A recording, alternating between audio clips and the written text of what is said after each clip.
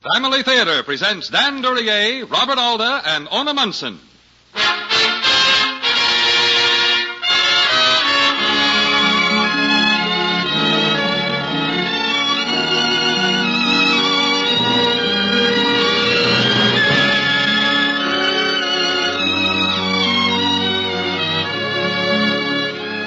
From Hollywood, the Mutual Network, in cooperation with Family Theater, brings you Robert Alda and Ona Munson in Robert Louis Stevenson's classic, Lodging for the Night.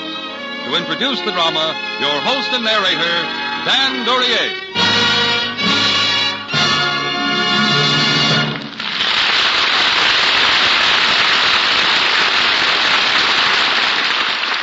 Thank you, Gene Baker. Tonight, Family Theater tells a story by Robert Louis Stevenson called Lodging for the Night. It concerns a man who was a baffling mixture of good and bad, of the admirable and the infamous. He was a brilliant student and a common thief. He was a great poet whose verses are still loved today, and a rogue who was constantly in trouble with the police. This man was Francois Villon. And our story this evening is about one night in his life, a winter night. For the poor people of 15th century Paris, a night cold beyond belief.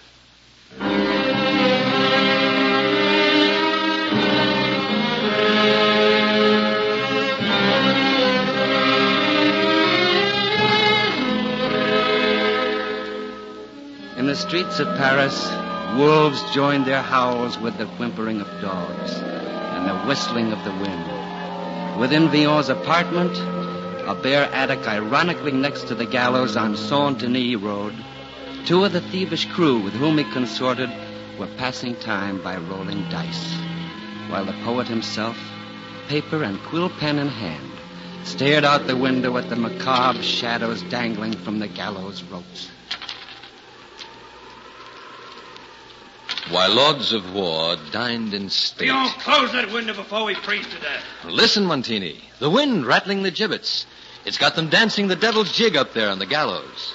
Dancing without a floor. Will you close that window? Dance, my gallants, dance. You'll be none the warmer. Then I'll close it myself, Villon. But, Montini, I thought you were fond of dancing. I've had enough of your jokes, Villon. It's no joke, I assure you. One day, both of us will cut a caper on the road Saint-Denis. Some of us may not live that long. Put the knife away before you force me to draw my own. Montini, you would rather argue with the poet than continue our game. I'm leaving. No, you don't. Not with my money. Double or quits. Double or quits. The best of 5 throws. You can't win tonight, Montini. The black dog's on your back. While lords of war dined in state, eating their meat off silver plate. Francois, we're in trouble. Yes, so we are. I cannot find a rhyme. Francois, you've got to get out of here now. Oh, the landlord again, eh? Well, don't worry, Tabari. I'll talk him out of it. No, it's too late. He's gone for the police. Police? Did you have to write a poem to his wife? Well, I thought it might make her reduce the rent past due. Well, it's done now. Perhaps Montini can lend you enough to... No, not Montini. He's been losing to Thevenin all night. Then go to the Tavern of the Green Bottle. I'll find money somewhere. I'll meet you. But I must finish this ballad. Francois, the landlord is insane with jealousy. No, This time Montini, Oh, heaven help us. You killed him. He was cheating. No one cheats Montini. Magnificent. Double or quits. Quiet, Villon. Hanging job for every one of us. Not a bad haul.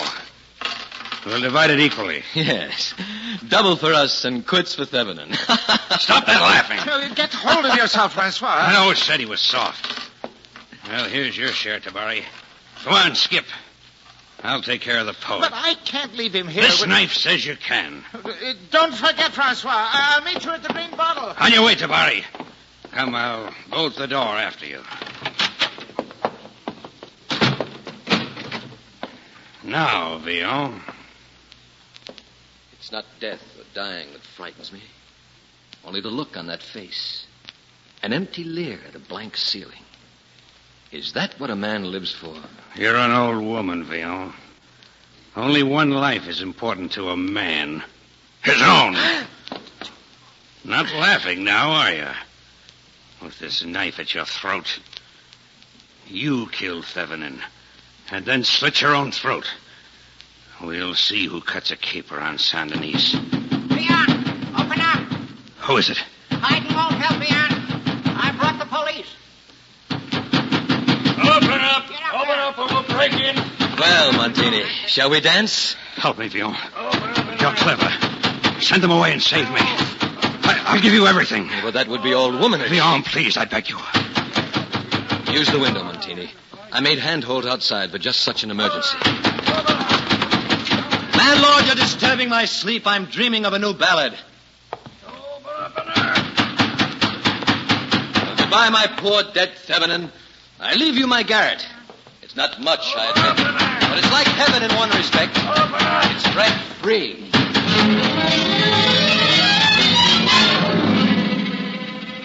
So once again, Francois Villon was sought by the police, this time for a crime of which he was innocent. Once again, the poet was fleeing through the streets of Paris, cold, hungry, penniless.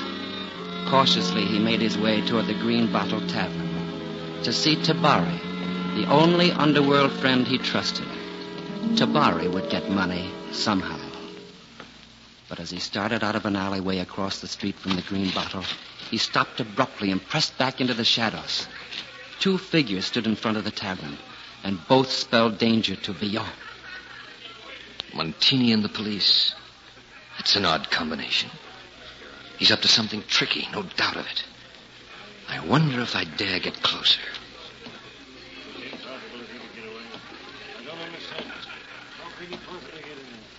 Where did he go? But how could Villon? Villon was like a cat, I tell you. Heavens knows I'm no saint myself. Police know that also, Montini. Yes. But when I saw Villon stab that fellow over a handful of pennies, I said to myself, Montini, the poet's gone mad. You'd better turn him over to the police. Rest easy, Montini. We shall take care of him. Of course. Sweet, lovable Montini. Fitting my neck for his rope. Please, sir, have mercy. What? Who? A trifle, sir. A centime. So you want some money, do you, lad? Only enough to buy a baker's roll, sir. Well, you shall have it. Well, may the angels bless you. But you shall have to earn it first. That tavern across the street. There's a man inside. Scar on his right cheek. Name of Tabari. Do you have that? Yes, sir. Get him over here to me, without the police spotting him. And you'll have earned yourself a nice reward. For the police, huh? Well, this is my business. You just keep that reward warm.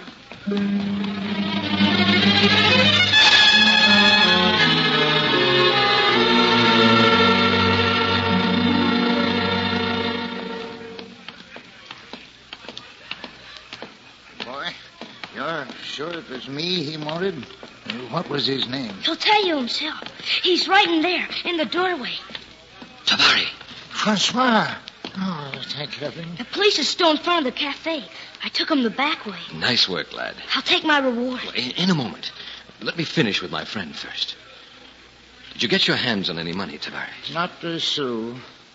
What about Montini? He said he would take care of you. He did. He has the police after me for Thevenin's murder. What? Look over there. Front of the tavern. What? Why, that dirty weasel. We'll have to teach him. But right now, Tabari, I have a more pressing problem. A place to hide. And for that, I'll need money. Yeah, but everybody in Paris knows Villon the poet. No public place would be safe. Where, then? Well, some friend. Villon. Perhaps some girl who loves you. There was one once. Then go to her. But that was some time ago. It's dead. Bring it to life, Villon, if only for tonight. Oh, you give me too much credit. You are a poet, aren't you? Go to her, Francois. Then perhaps by tomorrow I'll have some money. Monsieur, I cannot wait all night. What of my reward? Well, here it is, my lad, in the form of a priceless couplet by Francois Villon. A man afraid has no conscience. Take his word, you take nonsense. What? What's all that? Where's my money? Explain things to the lad, will you, Tabari? I'm off to try to bring the dead to life. No, you don't. I want my... Go on, Francois. I'll manage him until tomorrow. Until tomorrow, Tabari. Believe! There he goes, after him. Off the all. Down that alleyway.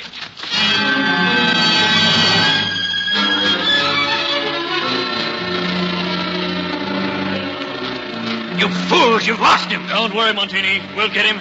Surround the area. We'll search it house for house.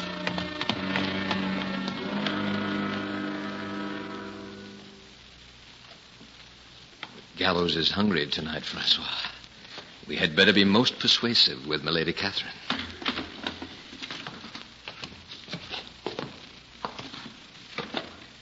Milady looks lovely asleep. I'd almost forgotten how lovely you were, Catherine de la Salles.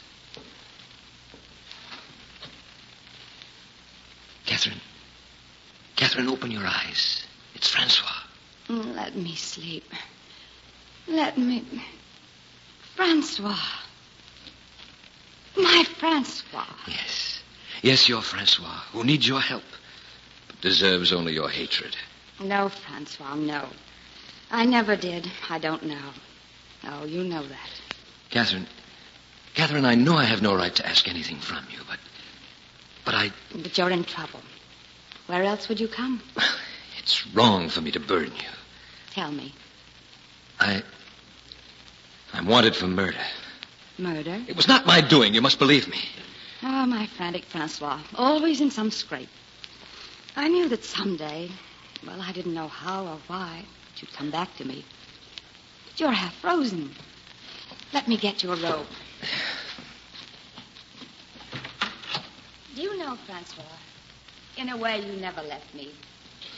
Whenever a new poem of yours was printed, I ran out to fetch the first copy. And when I read your ballads, I knew exactly what you were doing and how you were feeling and thinking. You see, you're the one who's been cheated these last 2 years. I do see. I've always seen. Here, my darling, put this robe around you.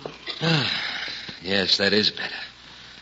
Oh, Francois, did you really think it was so easy to kill my love? Not easy, but better for you. You sound like my father. My daughter, the noble Catherine de la Salles, must not throw away her life on a scapegrace poet. All the same, it's true. Oh, it is not true. Listen to me. Just yesterday, Father flew into a rage. He called me obstinate, silly, romantic.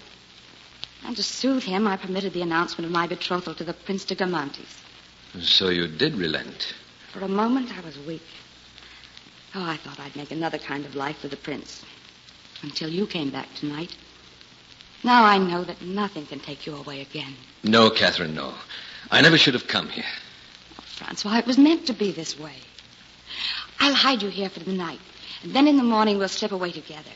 Past the danger, past all... Your father is right. You are a silly, romantic little girl. And a happy one. Wake up, Catherine. You really think I'm here because I needed your help? I came to amuse myself, to pass a vacant hour. Francois, you're lying. Am I? Why do you think I left you 2 years ago?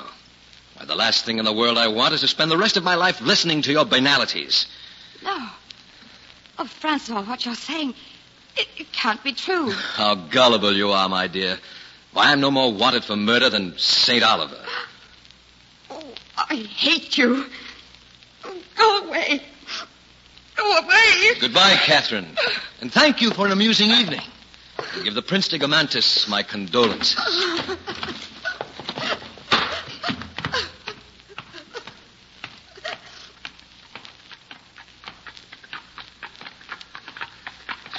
Dear Francois, could you not have chosen a better time to be gallant? Come. This is hardly the moment for a soliloquy. The police are still about. Perhaps if I can reach that alleyway without being seen. Perhaps. The story of my life. A continuous succession of perhaps and mishaps. Might be a ballad in that. Oh, later, Francois, later. Right now you've a neck to save. And by odd coincidence, it's your own. A few more steps now, and I'll be... There he is! Beyond! Oh, the devil!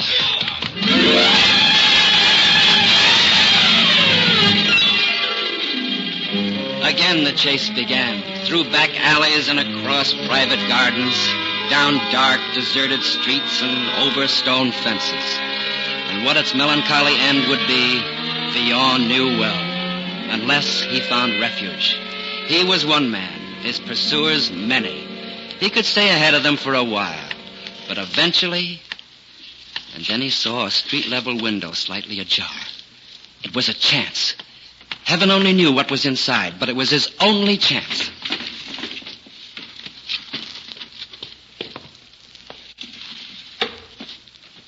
There is only one way to go now, Francois. Forward. Into the apartment.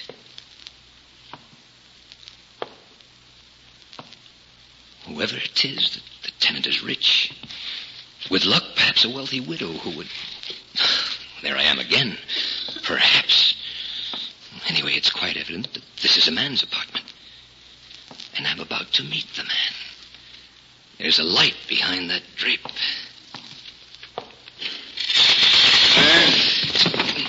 Let your knife be, sir. Do me no harm and I'll do you none. I have more reason. You are the trespasser. Only by necessity. You are alone? I was. I happen to be in some difficulty. Should that concern me? Well, of course. You see, I'm the greatest poet in France. Indeed. No, I'm the greatest poet in all the world. And you, sir? I am the greatest general in... Well, I'm afraid I can only claim France. After what the English did to me at Orly. I forgive you. Ah, I see you have a fire. May I ask, poet, is it your habit to visit strangers in the middle of the night and through their windows? I am wanted by the police for a murder I did not commit. I haven't a centime in my pocket and nowhere to hide. I hope you have as good a reason for not being in bed. I leave it to you. These toy soldiers on my desk are no old man's fancy. Within the hour, I must decide whether France is to have war or peace. Is that reason enough? I suppose it is. The king's messenger is coming here for my answer. Here? Oh, come. If I were trying to trap you, I would not have told you he was coming. And the police? Do you intend calling them? Let us wait and see. I may try to summon the police, and you may try to murder me. That seems fair enough, I'd say. Oh, by the way, I am Angara de la Fécule, Signor de Bristol, and His Majesty's Chief of Staff.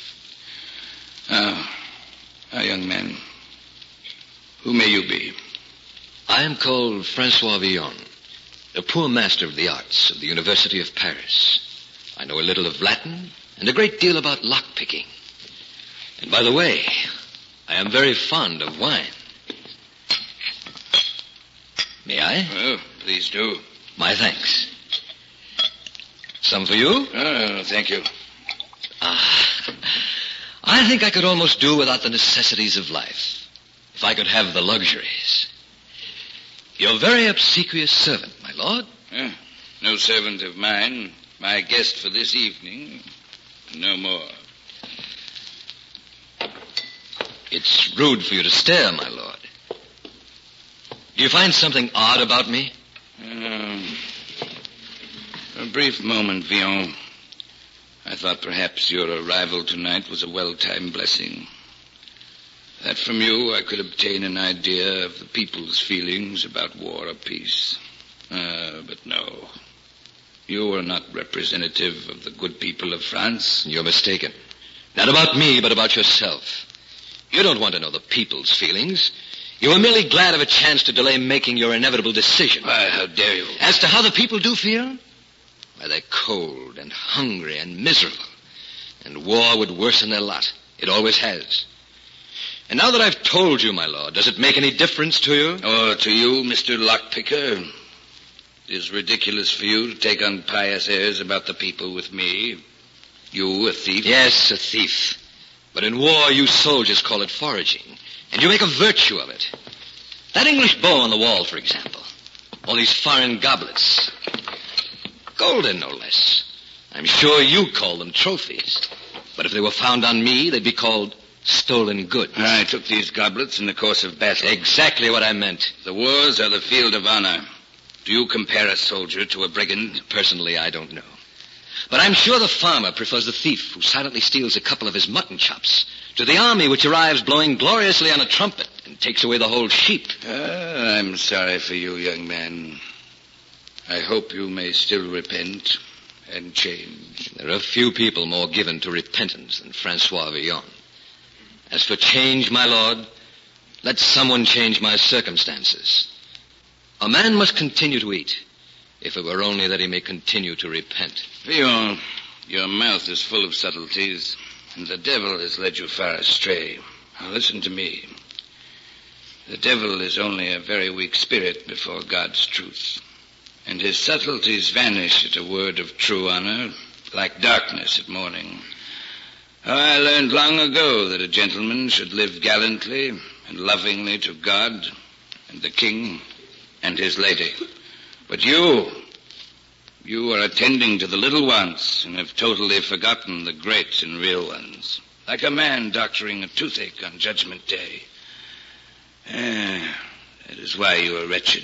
You have no values, no sense of honor, and may God have mercy on your soul. So you think I have no sense of honor? I'm poor enough, heaven knows. But I don't go about the world making wars for golden goblets. I don't murder tens of thousands for some piece of land that belongs to others, and then parade around as if I had done a great thing for my country. Stop, Villon. Oh, no, you'll hear me out, my lord. Yes, at the expense of your sermonizing, you'll hear me out. I'm a thief. But I would have you know I have a sense of honor of my own, better than yours, though I don't prate about it as if it were a miracle to have any. Look at your gold goblets. And see this knife in my belt? What did I have to do but jerk my elbow? And here you would have been with cold steel in your middle. And there would have been I, skipping in the streets with an armful of gold cups. But I scorned the action. There are your goblets, as safe as in a church. And there you are with your heart ticking as good as ever. And here am I, ready to go out as poor as I came in. And you think I have no sense of honor. You are a rogue, Villon. A contemptible, useless, black-hearted rogue. You are a... Who's that? Enter. The door is open. Tell me, are you going to turn me in? Captain Guitry of the Guard, sir, reporting to carry a message to the king. Yes. Tell His Majesty I have divided the night between planning a brilliant campaign with these toy soldiers and contemplating the misery of our ruined country. And that finally, I have decided for peace. Yes, my general. That is all. Captain. My lord? That vagabond over by the fire. Do you know who he is? No, sir, I do not. Well, I'll tell you. Don't forget to add, my lord, the greatest poet in the world. Well, never mind his name. He's a scoundrel who deserves to be hanged. Now, off with you, Captain. The king is waiting. Yes, sir. I want you to know, Villon, it is only because I despise you that I spared your life. Thank you anyway, my lord. But tell me, if I should ask what made you decide for peace... You had better go now. Yes, I suppose so. Though I doubt it very much, Villon, I pray that somehow tonight may have enriched your meager soul. Be encouraged, General. My thanks for the wine. God pity you.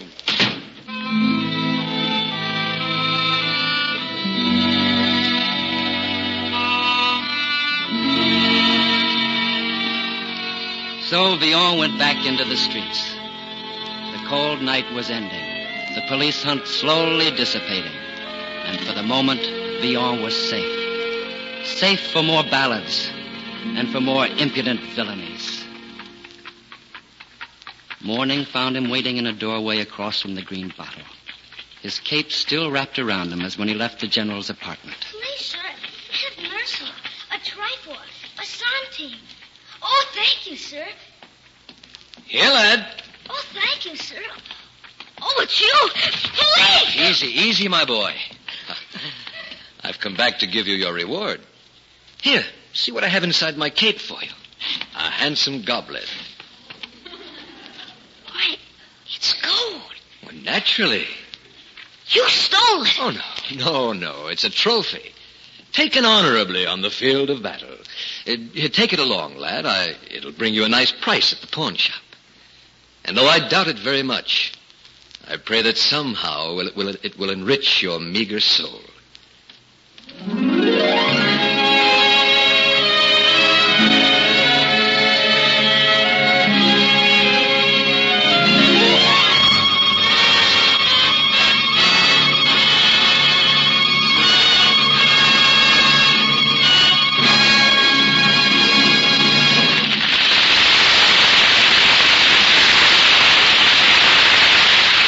This is Dan Duryea again.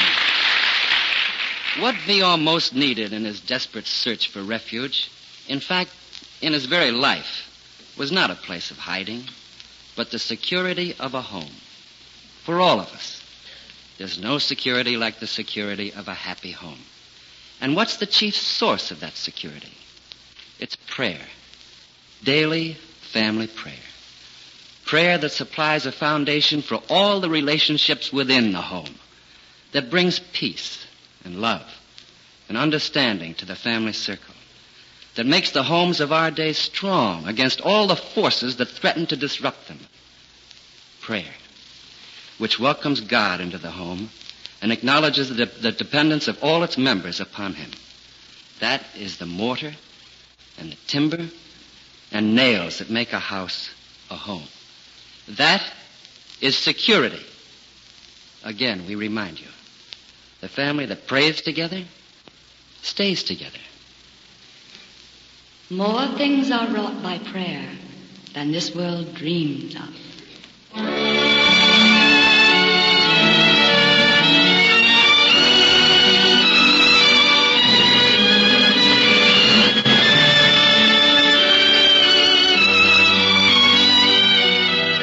From Hollywood, Family Theater has brought you Robert Alda and Ona Munson in Lodging for the Night, with Dan Duryea as your host and narrator. Others in our cast were Tyler McVeigh, Charles Russell, Robert Griffin, Ed Holden, Robert Bruce, Jeff Silver, and Raymond Burr. This adaptation of Robert Louis Stevenson's familiar classic was written by Andrew Michaels, with music composed and conducted by Henry Mancini, and was directed for Family Theater by Jaime Del Valle.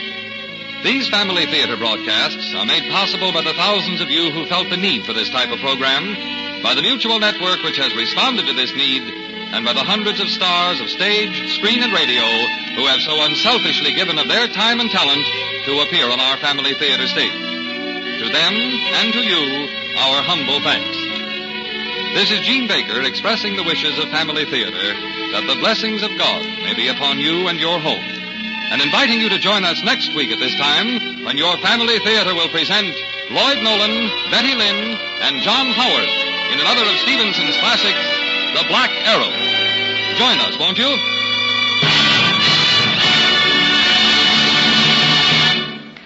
This is the world's largest network, the Mutual Broadcasting System.